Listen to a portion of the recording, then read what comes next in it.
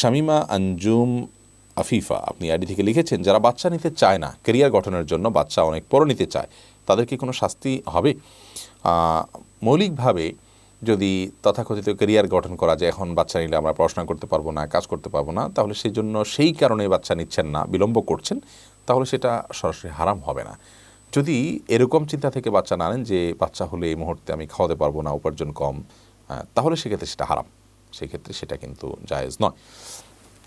Career গঠনের নাম করে যদি আপনি বাচ্চাকে কী খাওয়াবেন এই চিন্তাটা আপনার মাথায় আসে এবং সেই চিন্তা থেকে যদি আপনি বাচ্চা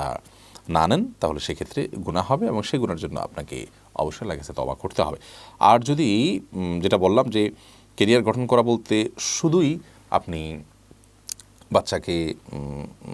লালন পালন করার মতো পরিবেশ নেই, এই মুহূর্তে আপনার ব্যস্ততা আছে, সেই কারণে আপনি যদি বাচ্চা লালন পালন এই মুহূর্তে করা কষ্টের কারণে আপনি বিলম্ব করেন বাচ্চা নিতে, তাহলে সেটা সরাসরি হারাম হবে না ইনশাআল্লাহ।